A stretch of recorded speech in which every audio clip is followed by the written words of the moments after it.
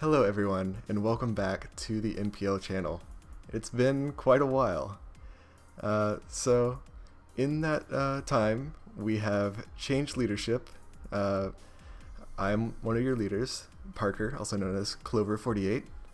Um, we have done a season 10 of the NPL, and I'm here to bring you playoffs along with What's up? It's your boy Young Mudbray. Uh, Call me Davfernape. I've been out the game for a while, but I'm back. Yeah, this is an old member of NPL. What seasons were you a part of? Two. Two? Yeah. So, um, here we have Muse the Best versus Scrappy 10 as our first playoff match here.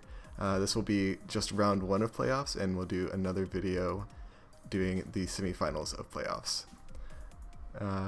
So yeah, we'll start the thing here. Muse the Best leads with Halucha, and Scrappy leads with Arcanine. Halucha's a pretty safe lead from Catherine here. She can just U-turn and on anything, and that's a banded Halucha, so close combat is going to be doing a lot if Scrappy had led with something else.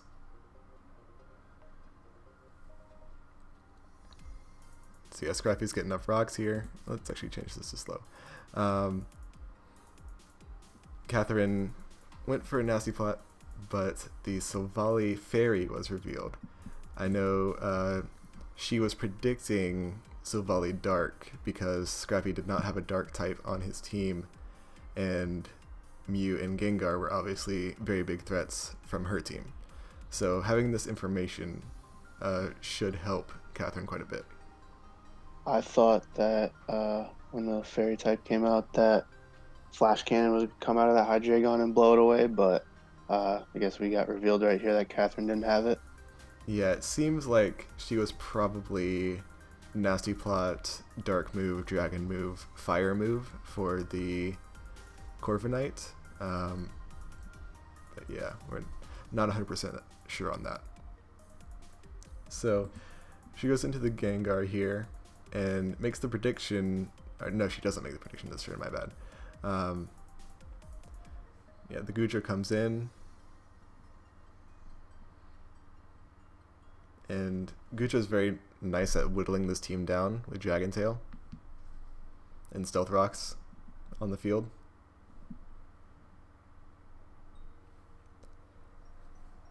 But Catherine's making some good predictions. Definitely caught that Silvally Fairy, and then tried to catch the Gudra, but that did nothing. I really like the plays here to go aggressive to try to break the stall loop, but not enough damage output. Yeah, and it's hard when everything you're trying to go into to break just gets Dragon Tailed out. But this was very nice here, going for the Destiny Bond, because that Gudra was obviously giving her a lot of trouble, and uh, that should open things up a bit for the special attackers on her team.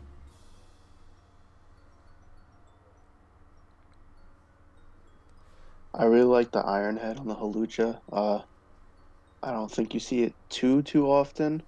But on a band set, obviously you have a slot to put it on there.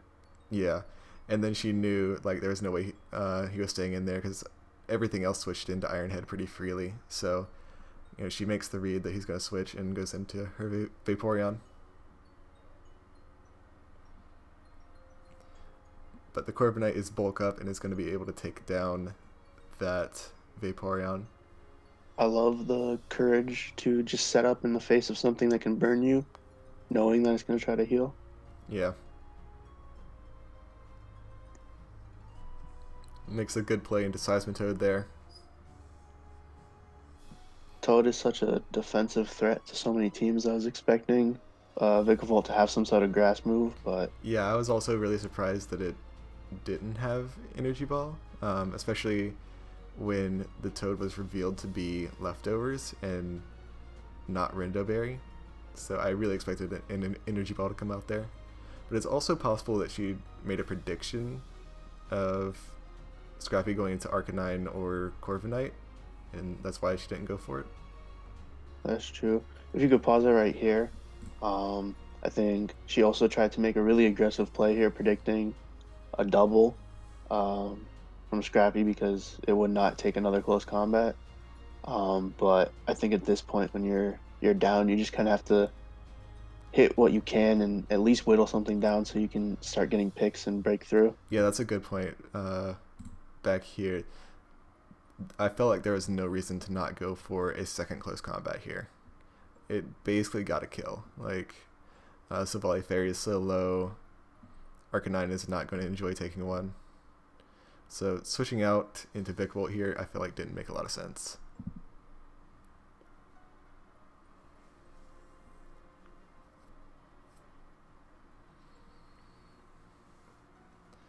So that Bug Buzz does some decent damage to the Toad.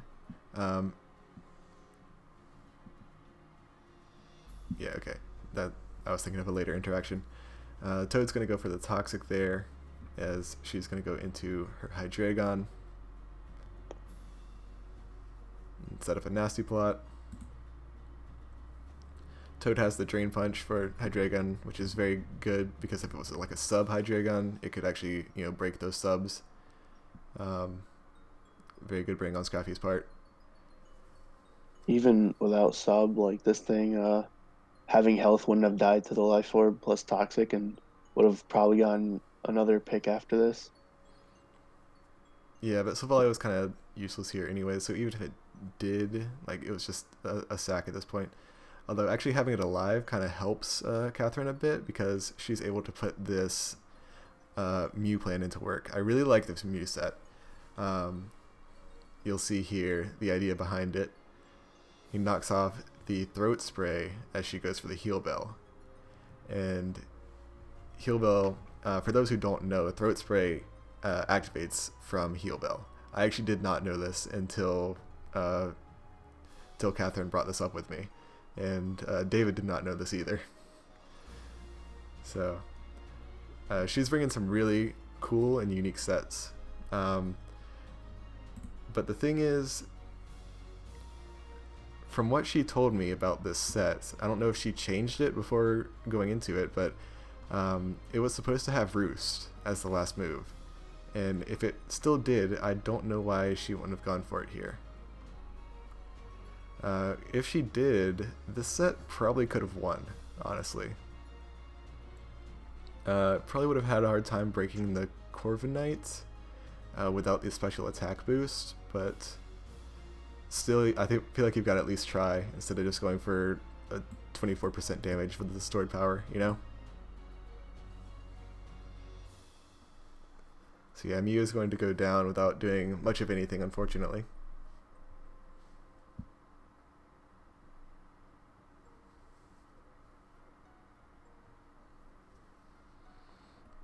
And then that's another weird scenario, because I'm pretty sure this Hawlucha, based on the damage, was already revealed to be banded. And like Catherine even says in the chat that it was a misclick, but he still switches out the Zeraora. And yeah, I don't know, that was a weird scenario. And then U-turn also is definitely a misclick. You should just hit something. Yeah, because you die to rocks anyways, you might as well get like a close combat off. And then here's another really weird scenario where Scrappy doesn't go for Toxic on the Vikavolt, which is basically the last thing remaining on the team since Lucha dies to rocks. And then Catherine also just like refuses to attack the Seismitoad. It's a very weird I think series of Catherine's plays. just banking. Think she's just banking on a choke here that he switches out for some dumb reason.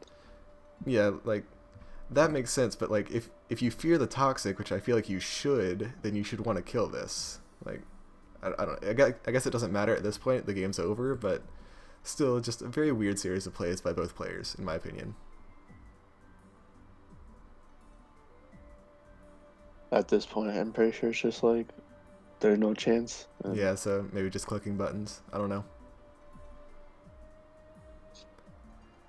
That's GG. So Yep, Scrappy takes that one that's the 3-0. game. So Scrappy will move on to semifinals.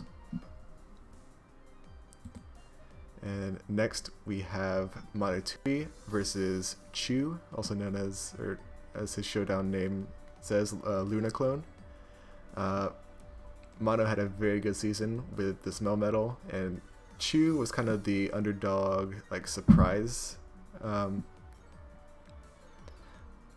I would say not many people were expecting Chu to make playoffs, especially in the division that he had, with Mono, Owen, I, and myself. And it ended up having a few drops in that division, which possibly contributed to it, but yeah, still. Chu also did get some luck on his side, but like still a very good job to make playoffs. And Just looking at this matchup, this Panda looking scary. yeah, especially like basically his best switch in is the Primarina, and that's going to get worn down. The problem with the Panda though is its speed. Like it's so slow, it's going to be hard to get like attacks off without taking a bunch of damage. So puts the Trakan to sleep early, which is nice. Kind of reveals this defensive Rose Raid, which I'm a huge fan of. You know, I've brought that in the DPL in the past. Doesn't work too well against a Melmetal, unfortunately, but he does have the Toad for that. Mono is great at making reads though, and like really good predictions. You know, he just went for a Toxic on like against a Rose Raid. You know, just very confident that Chu would switch out there into Toad.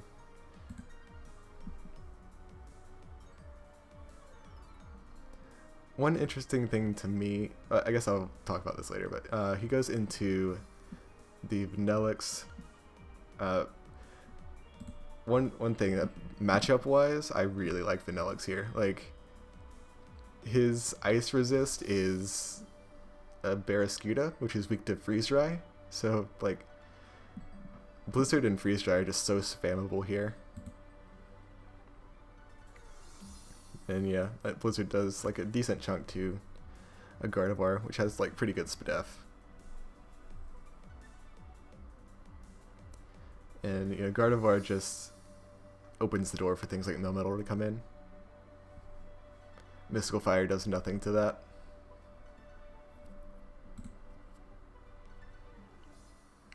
One thing that surprises me here though is this Seismitoad set. I really was expecting more of a Rocky Helmet set. I feel like that would have done a lot better against Melmetal than lefties. And not having rest to keep your Melmetal answer healthy is also strange to me. I feel like the prep here could have been better. As you'll see, like with no rest, he's just worn down by the Toxic.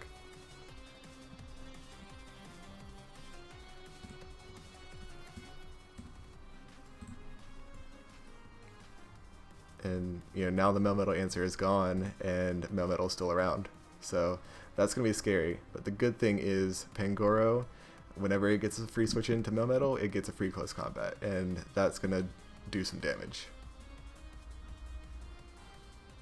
So now Rillaboom gets to come in, and defensive Rose Raid's a really nice switch into this. I really like the bring of defensive Rose Raid. The question is, you know, do you predict a switch and go for a Leech Seed? He actually makes a double into the Pangoro, and Mono predicts that really well and goes for a Wood Hammer. I think that plays Fire, because if Panda comes back in for free, it gets a kill. Yeah. And that's really going to hurt Chu in the long run, because Panda is really what he needs to break things like the Mandibuzz. Like, Mandibuzz is looking like a threat right now. Besides, like, Gardevoir and Pangoro, like, it's going to be hard to break.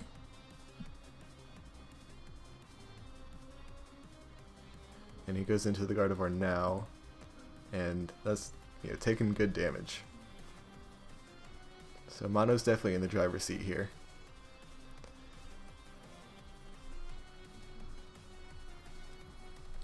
Pain Split not helping too much. And you know, now that Toad's gone, Barraskewda is the best switch into Melmetal at this point. Chu getting a bit of luck with defense drops and critical hits here. And that'll definitely help keep him in this game.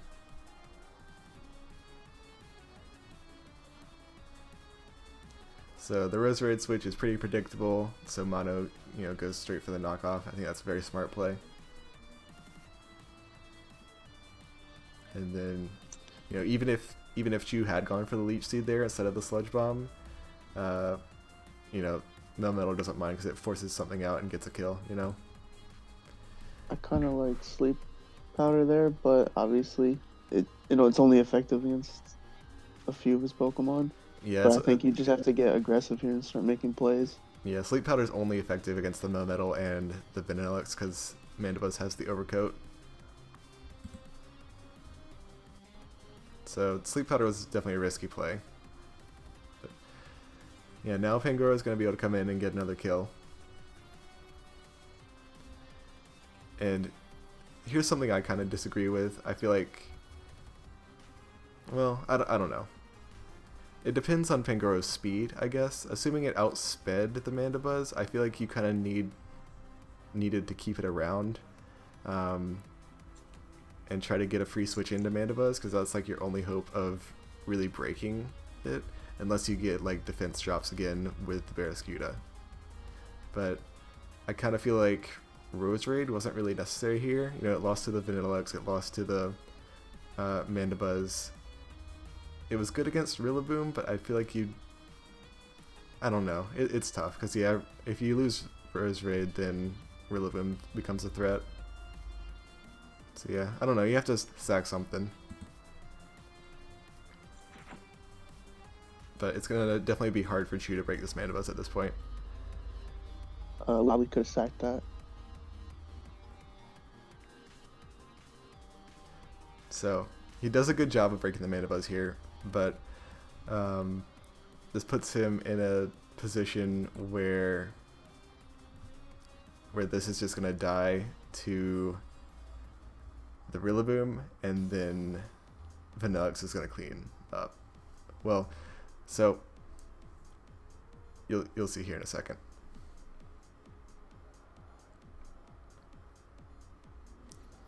So assuming the Barraskewda has Aqua Jet, then Chu has put himself in a position to win this game. But the thing is, he didn't have the Aqua Jet.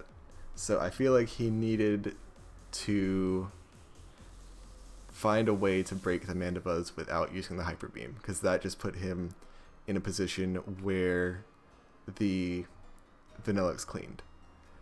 So, I think a play he could have done was when he sacked his Pangoro, instead should have sacked his Barraskewda, considering the fact that he knew he didn't have Aqua Jet to clean up. Yeah, that's true, actually. Yeah. Yeah, since he knew he didn't have Aqua Jet, I feel like Barraskewda might have been the sack.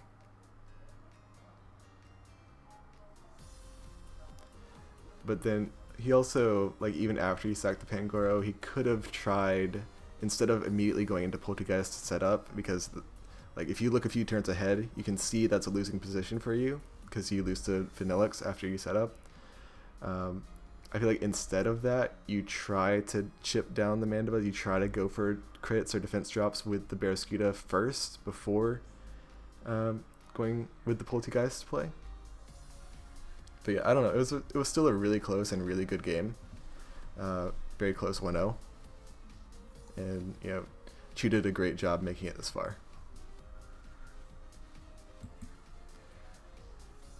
So next we have Dallas versus Cheese. This is a rematch from the first week in the season.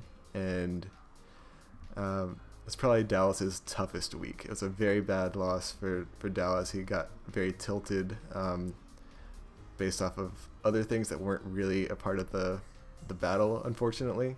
So I know Dallas is really looking for redemption with this game. Not even necessarily a victory, but just he wants to play really well. So he's going to lead with the Cinderace, and Cheese is going to lead with the Incineroar. So that's a free U-turn for Dallas, and he gets in the Terrakion.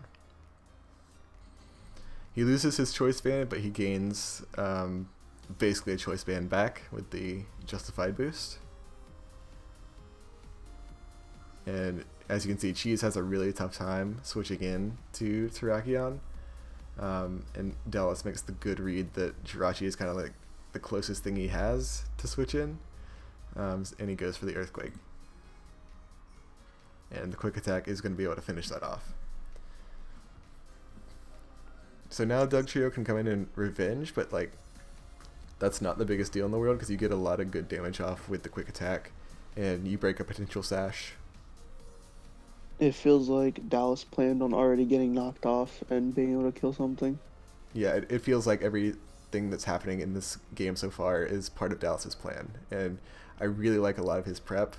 Like you see That here, Shuka, it's so good. yeah, the Garbodor set, I really liked it a lot. This is the set that I feel like could have been a little bit better.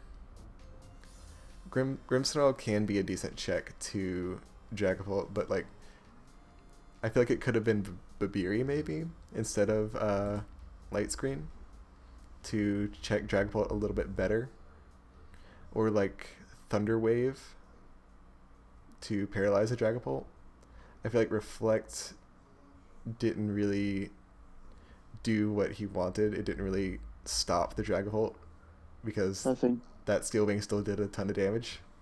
I think Dallas was expecting like a Dracopult that was offensive but also had utility moves like sub or something.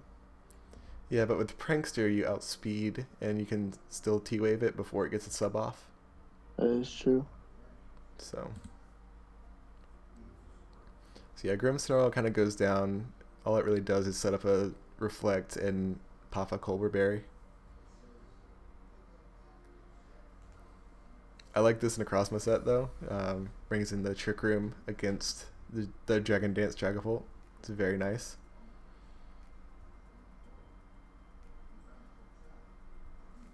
He sacks the Garbodor that he doesn't really need anymore. It kind of did its job. Got a lot of damage off against the Dragapult, and Trick Room is still up, and Kaparaja is now in.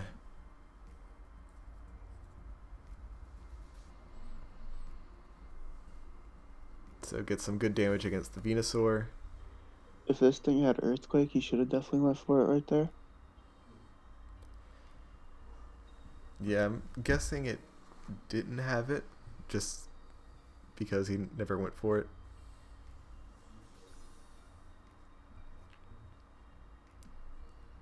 Oh yeah, it didn't. But I like that Rock Blast. That's kind of fire. Yeah, unfortunately it only got 2 hits, but that's Rock Blast for you. Yeah, if it had gotten one more hit, then Vikavolt would have not gotten off this discharge and would have not gotten that para.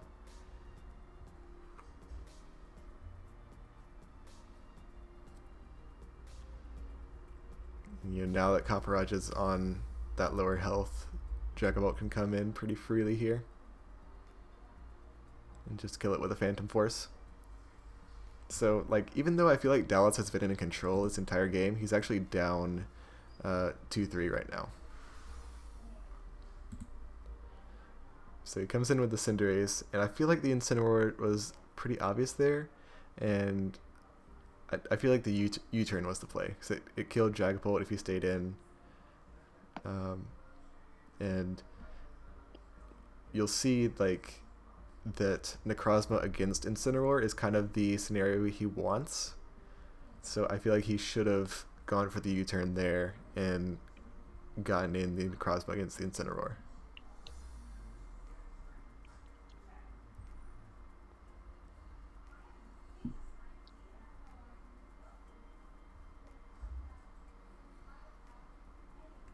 So yeah, unfortunately, Dallas had tried to win by going for the Trick Room weakness policy, but did not account for the taunt, and if he had gotten that Trick Room up, then he would have won the game. But now, because the Trick Room is not up, he is going to lose the game.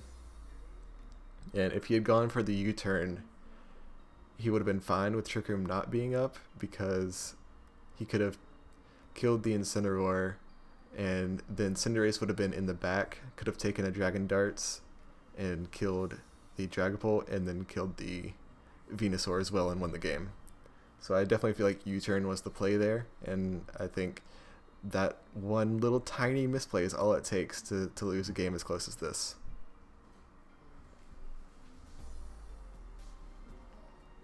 Do you have anything else to say?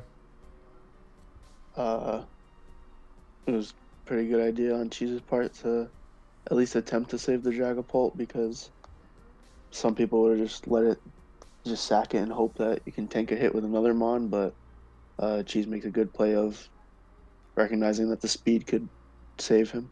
Yeah, for sure.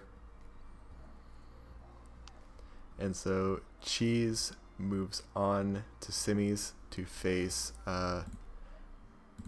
Scrappy, and then Mono moves on to face the winner of this game, Bash and Trev. Trev had a very dominant season, went 9-1, and Bash I think just barely scraped by to make playoffs. But both of these teams are really threatening. Like, the moment the draft was done, these were my two favorite teams. These are my two favorite drafts in the season. So I'm really looking forward to this. I feel like Bash, despite Trev being the favorite coming in, Bash definitely has the tools at his disposal to win this game.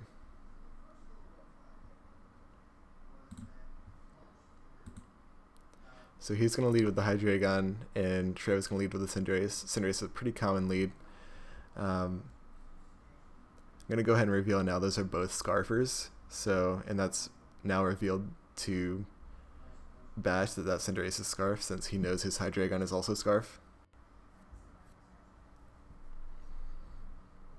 So Trev does not have a very good switch into Gengar, as you can see on his team. And he kind of lets his Rotom take a lot of damage early, which is definitely going to hurt him in the long run. He gets a little bit of damage off against the Gengar, but really not worth it considering how much damage he took with the Rotom. And now this is a similar set, if not the same set, that was brought against Bash, that Trev brought against Bash in their first meeting in the regular season. This sub-disable Wisp Hex Pult, but I definitely feel like Trev went for this too early. The Togekiss was still at a good amount of health where it could deal with this kind of set very easily, and because the set was brought before, Bash was able to predict that and not go for the Dazzling Gleam twice in a row.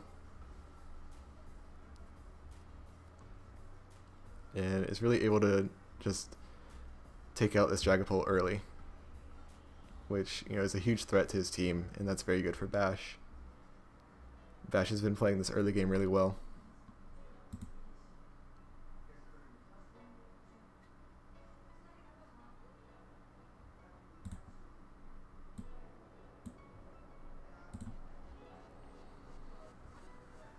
Do you have any thoughts on the game so far?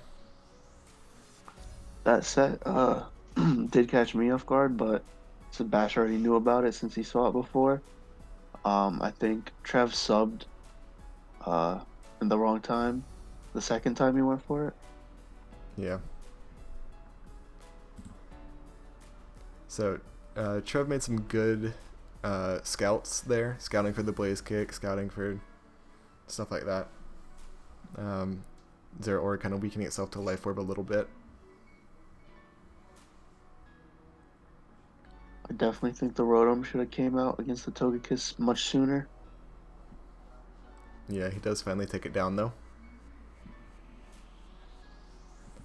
Cobalion's going to be able to get up its rocks, and Rotom's just going to go for the Volt Switch and get in this Scarf Cinderace.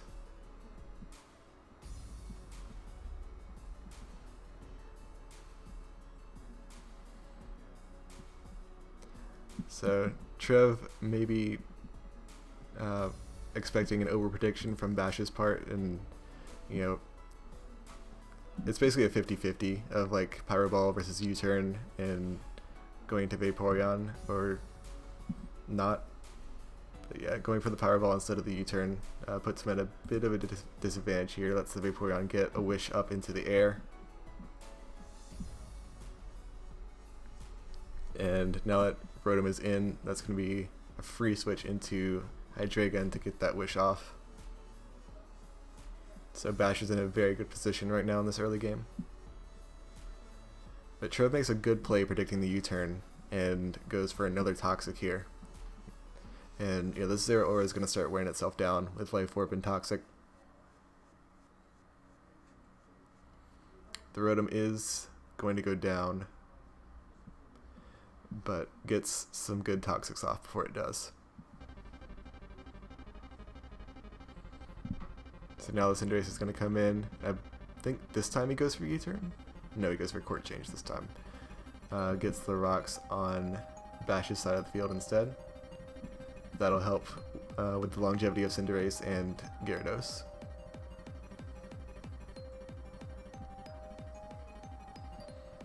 This Gengar is going to be able to come back in though and basically claim a kill.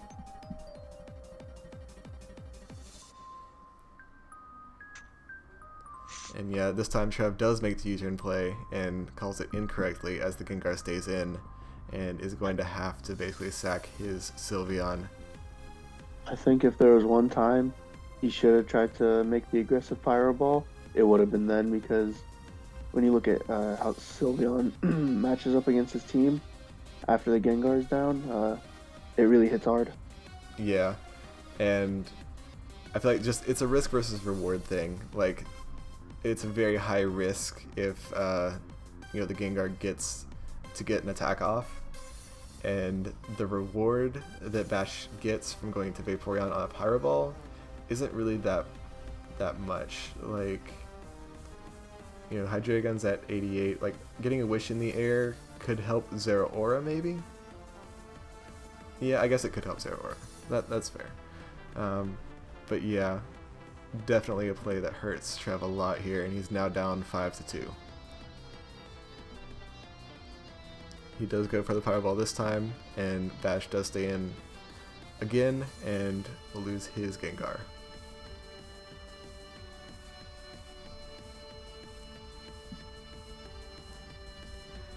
So, Bash now making some over predictions there. I feel like there was no reason to go for U-turn there.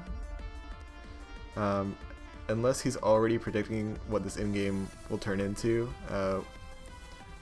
which you'll see here, but basically if he had gone for Dark Pulses, like Gyarados can't really switch into the Dark Pulse as well, and you can just kill the Cinderace.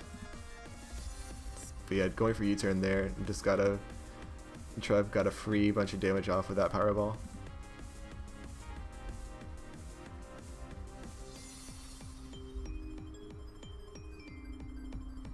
So yeah, Trev is going to keep going for the Powerballs as the Vaporeon's going to go for the War. So this endgame becomes very tenuous here. Now that the Vaporeon's revealed to be Roar, Trev knows that his win condition here is the Gyarados. He has to set up with the Gyarados to win the game. And Bash is able to recognize that very early and realize, I can't kill this Cinderace. I need to be able to phase the Gyarados.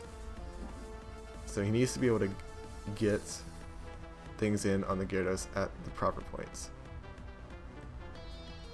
And Trev is just trying to let his Cinderace go down, and Bash is kind of refusing to let that happen.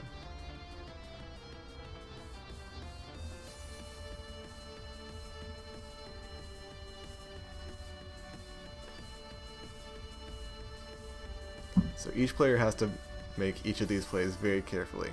Trev does finally reveal that he is Dragon Dance, which makes a lot of sense based on just the way he's been playing it, and that's why Bash was able to recognize that before he actually even revealed it. So Vaporeon is going to roar it out again. Trev is going to keep trying to get this poison on the Vaporeon with the Gunk Shots, but he is running out of PP pretty fast.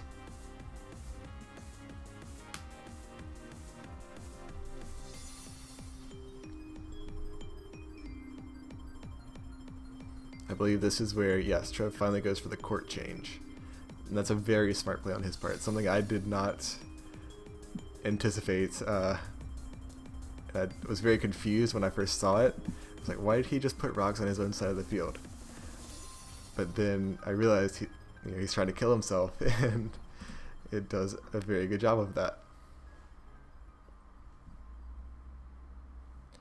So there, I'm pretty sure that Bash predicted the switch into Cinderace to die to rocks to get Gyarados in without being phased. I think that was what Bash was going for there. But it was just a very high risk, like unnecessary play. If you'd actually just gotten the Zeraora in as the Cinderace had gone for court change a few turns earlier and it was locked into the court change, he could have just won there because the Gyarados would not have been set up yet and Zeraora would have outsped it. Yeah, I don't think Trev really had any reason to switch out on the Vaporeon with his Gyarados because either he forces it to roar him out or he can just kill something. Yeah, exactly. So that was kind of a choke on Bash's part going to the Zeraora right here. Because yeah, if Trev had Dragon Danced or Earthquaked there, like either one is going to put that Zeraora in a bad position. The Zeraora could potentially outspeed a +1 Gyarados if it's bulkier. Yeah, but I'm going to assume that Trev brought Dragon Dance with the intention of outspeeding Zeraora. Right, so you are thinking that it's max speed? Close to it, yeah. I think it's probably creeping max speed Zeraora. So now he is going to finally kill his Cinderace, and I'm going to put this on fast. As this Gyarados set is going to start taking shape. He does not get flinched by the Dark Pulse and is able to set up to +2/+2. Goes for the bounce, kills the Hydreigon. Now all that's left is the Vaporeon and the Cobalion.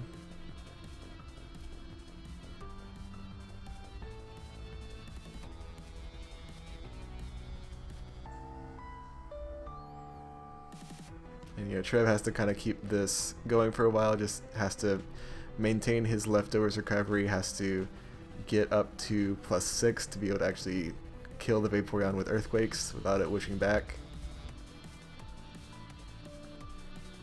The combination of bounce and substitute are keeping this Gyarados healthy. Vaporeon's forced to protect every time he goes for bounce, so like it can't really do anything against the Gyarados anytime it does.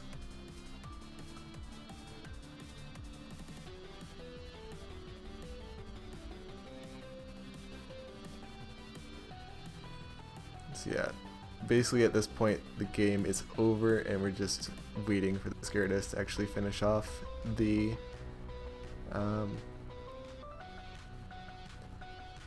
Vaporeon and the Cobalion here.